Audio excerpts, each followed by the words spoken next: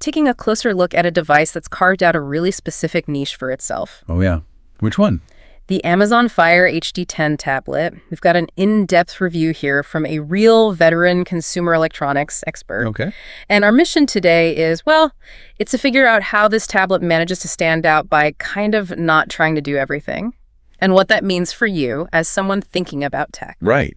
And what's fascinating here, digging into this review, is how clearly Amazon sticks to its guns with the Fire HD10. How so? They just consistently deliver on this core idea: affordable entertainment and relaxation. It's not aiming to be your powerhouse workstation, not at all. So it leans into not being that. Exactly. And that intentional focus, that's precisely its strength. It really makes you think, doesn't it? In a world where everything tries to do everything, how often does tech succeed by just choosing its lane and excelling there? That's a great way to put it. Okay, let's unpack that core promise then, because it seems key. It really is. Our reviewer says Amazon consistently delivers affordable entertainment and relaxation. And they've really zeroed in on their target, haven't they? Absolutely. It's described as American consumers who want to kick back, stream, read, and browse without breaking the bank. Simple as that. And it makes perfect sense. If you connect that target audience to the whole design philosophy, it dictates everything. How do you mean? Well, it's purpose-built for just chilling out. Yeah. You know, it's not trying to be a generalist tool like a high-end iPad or some premium Android tablet for getting work done. So if you just want something for the couch, basically. Precisely. Or for watching a movie, reading an ebook, maybe keeping kids occupied on a car ride.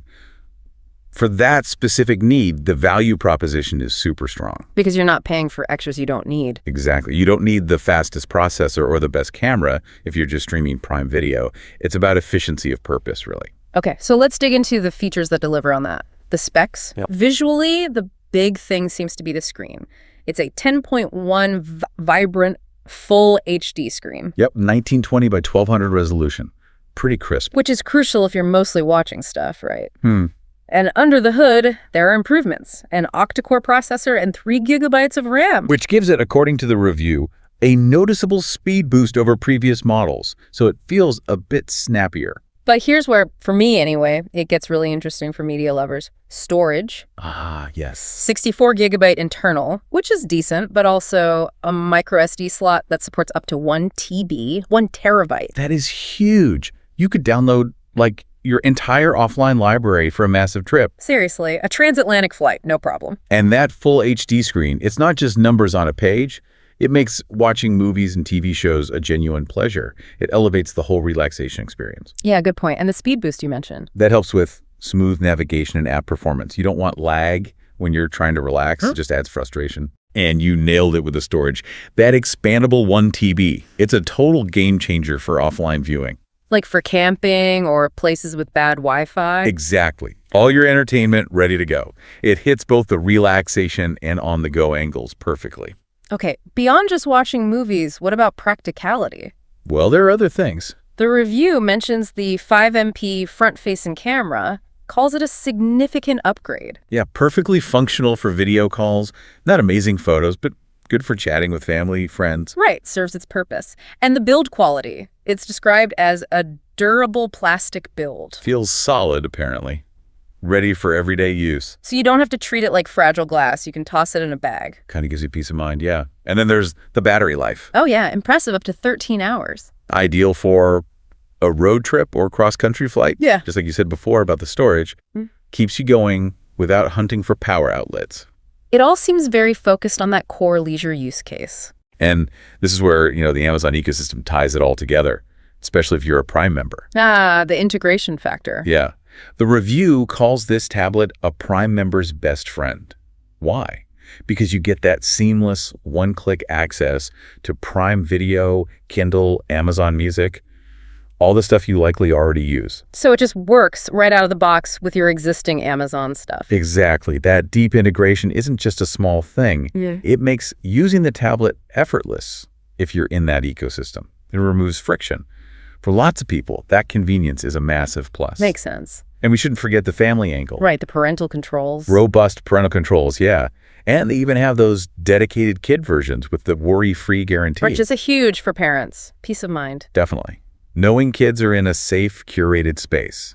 So it's not just a gadget, it's an experience designed within that familiar Amazon world. Okay, but no device is perfect. Every deep dive has to look at the trade-offs. Always. So what's the biggest con identified in this review?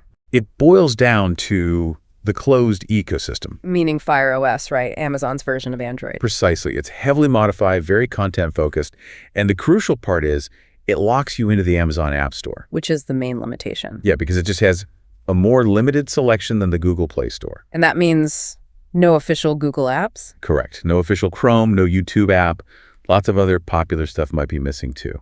That's a pretty big deal for a lot of users, isn't it? It definitely could be. It really brings up that question of user choice, you know? Yeah. A curated, controlled experience versus a wide open one. So if you rely heavily on Google services. Or even just specific apps only found on Google Play, Yeah.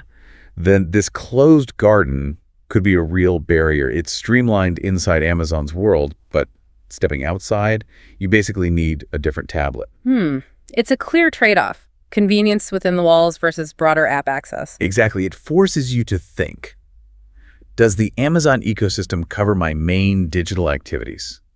Or do I need something more open? Okay, beyond the ecosystem, what about performance? You mentioned it's faster, but... But yeah, the reviewer's clear. This is not a tablet for heavy multitasking or graphically intensive gaming. So, still some limits there. Definitely. They even mentioned potential for occasional lag with demanding applications. It's improved, yes, but it's not aiming to be a powerhouse. Which brings us back to its purpose, I guess. It does. It aligns perfectly with being that couch companion. You just need realistic expectations. If you need something for, I don't know, serious photo editing or playing the latest big games. This isn't it. This isn't it. Amazon chose affordability and entertainment over raw power. And for the target user, that's totally fine. But you need to know what you're getting. And one last minor but noticeable point. The ads. The special offers on the lock screen of the base model. Yep, basically ads, though the review says they're easy to remove for a fee. It's a pretty standard tactic for budget devices, lets them hit that lower entry price. Makes it more accessible up front. But it is an extra cost to factor in if you want it completely ad-free. Some people won't mind, others might find it annoying or prefer to just pay a bit more to avoid them altogether. It's part of that cost-cutting reality. So putting it all together, strengths, weaknesses, the whole package, what's the final verdict from this review? The bottom line seems to be that the Fire HD10 is a top-tier budget tablet that excels in its niche. And that niche is? The ultimate couch companion for streaming, reading, and casual browsing. That phrase really sums it up perfectly, doesn't it? It really does. Captures the essence. And what's brilliant looking at the review is how well Amazon identified and served that specific market segment. So who is it absolutely perfect for? The reviewer is crystal clear. If your digital life revolves around Amazon's ecosystem, you'll be hard-pressed to find a better value. Yeah. For those users, just clicks. It dominates that category. And who should maybe look elsewhere? Conversely, if you're after an all-purpose tablet for productivity, a wide variety of apps, or high-end gaming, Then this isn't your device. right.